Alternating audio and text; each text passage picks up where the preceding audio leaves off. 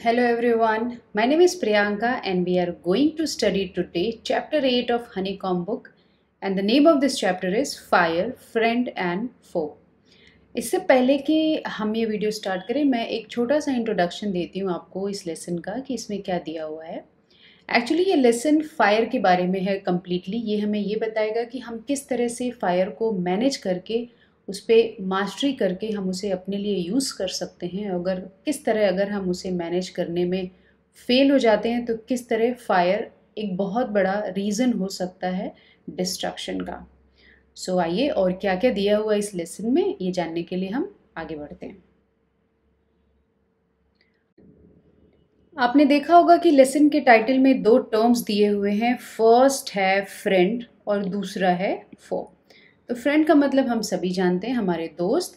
फो का मतलब होता है एनिमी। एनिमी मीन्स हमारे दुश्मन। सो ये लेसन पूरा हमें ये बताएगा कि फायर किस तरह से हमारा फ्रेंड हो सकता है और किस तरह से हमारा एनिमी हो सकता है। Early man didn't know what fire was.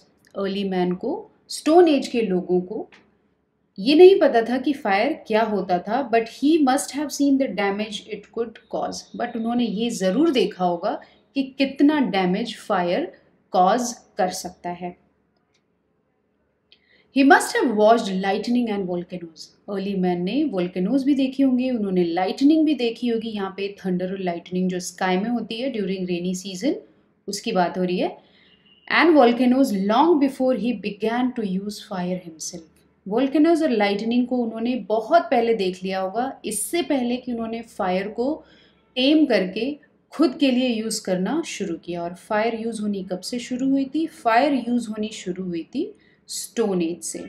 ये आपने एसएसटी में पढ़ा होगा। Fire was powerful and dangerous and he was frightened. Fire बहुत ही पावरफुल चीज़ थी अर्ली मैन के लिए और डेंजरस भी थी, क्योंकि उन्होंने बस ये देखा था कि फायर कितना डैमेज कॉज करता है फॉरेस्ट को और बाकी की चीज़ों जो भी उनके आसपास थी, एनिमल्स को या उनको खुद।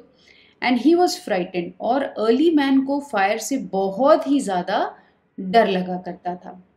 अब देखिए यहाँ पे एक टर्म है फ्राइटेंड। इससे मिलते जुलते और भी टर्म्स होते हैं जैसे कि स्केर्ड और एक और होता है feared.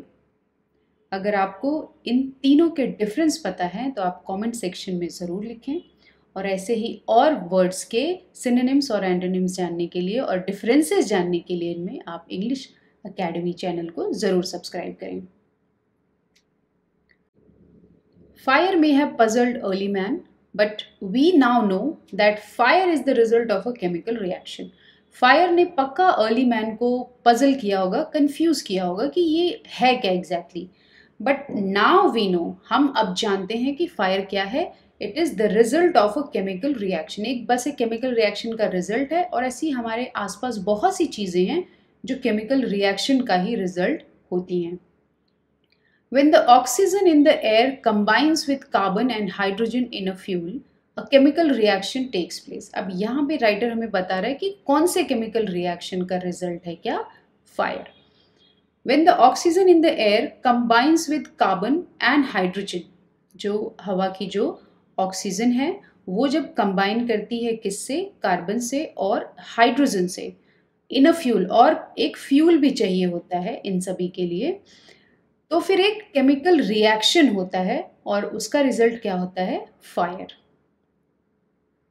Energy in the form of heat and light is released in this process. तो वो जो सारी चीज़ें हैं जब वो कंबाइन होती हैं तो क्या होता है?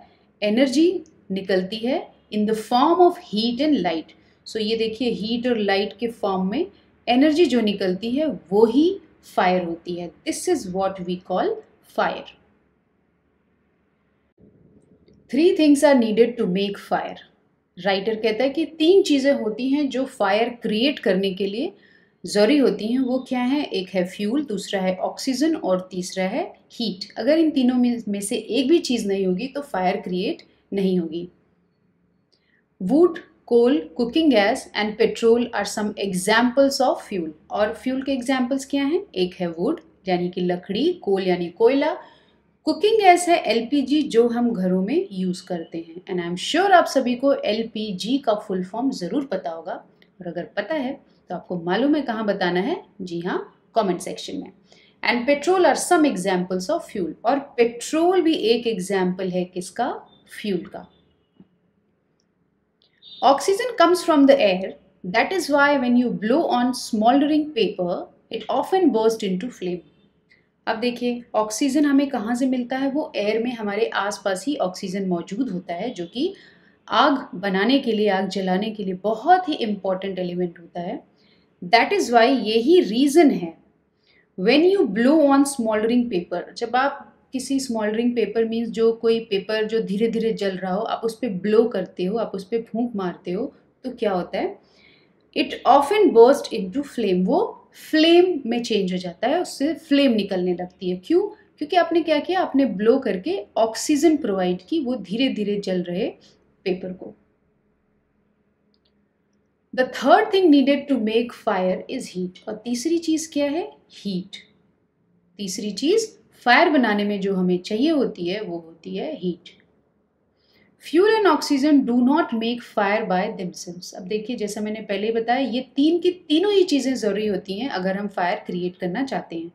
अगर फ्यूल और ऑक्सीजन है तो वो अकेले फायर नहीं बना सकते, और एल्स अ न्यूज़पेपर और a stick lying in the open would catch fire on its own। Otherwise क्या होगा? कोई भी चीज़ है वो ऐसे अगर फ्यूल ओपन में पड़ा है तो अपने आप ही आग लग जाएगी, अगर बस ये दो ही चीज़ों से अगर फायर क्रिएट होती हुई तो, क्योंकि ऑक्सीजन तो हर जगह है, एनवायरमेंट में हर तरफ मौजूद है। To burn a piece of paper और wood we heat it before it catches fire. तो हम क्या करते हैं? अगर हमें कोई पेपर या फिर वुड जलाना होता है तो हम क्या करते हैं? हम उसे पहले हीट प्रोवाइड करते हैं, इसे हम गर्म करते हैं बिफोर इट कैचेस फायर। उसके बाद ये एक सर्टेन लेवल तक हीट होने के बाद ही ये आग पकड़ता है। We generally do it with a lighted match, और हम जनरली ये काम किससे करते हैं? एक लाइटेड मैच, माचिस जला के ही हम आग जलाते हैं। Every fuel has a particular temperature at which it begins to burn, और हर एक फ्यूल का अपना एक खुद का टेम्परेचर होता है जिसपे वो जलना शुरू करता है। सारे फ्यूल्स का टेम्परेचर ऑलमोस्ट अलग अलग होता है। This temperature is called flash point और kindling temperature of the fuel, और उस टेम्परेचर को जिस पे एक पर्टिकुलर फ्यूल जलना शुरू कर देता है उसे हम फ्लैश पॉइंट कहते हैं, या फिर किंडलिंग टेम्परेचर कहते हैं उस फ्यूल का। It is sometimes said that fire is a good servant but a bad master. ये बहुत ही कॉमनली कही गई बात है। ये क्या है? ये कि fire is a good servant but a bad master. एक सर्वेंट के रूप में, एक सेवक के रूप में तो फायर, आग हमारे लिए बहुत अच्छी है, लेकिन एक मास्टर के, एक मालिक के रूप में फायर बहुत ही बुरी चीज साबित हो सकती है। It only means that fire is very useful as long as it is kept under control. So इसका मतलब, इस सेंटेंस का एक मतलब ये भी होता है कि फायर तभी तक हमारे लिए यूजफुल है जब तक कि हम उसको अंडर कंट्रोल रखते हैं, अपने कंट्रोल में रखते हैं, हम खुद उसके कंट्रोल में नहीं आते हैं।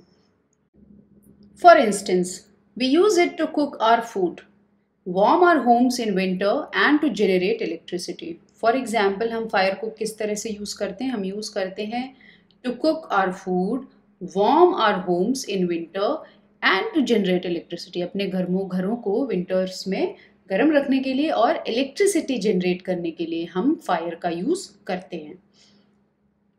But on the other hand, if fire gets out of control it can be very dangerous. But दूसरी साइड क्या है? दूसरी साइड ये है कि अगर फायर आउट ऑफ कंट्रोल हो जाता है तो ये बहुत ही खतरनाक साबित हो सकता है हम सभी के लिए।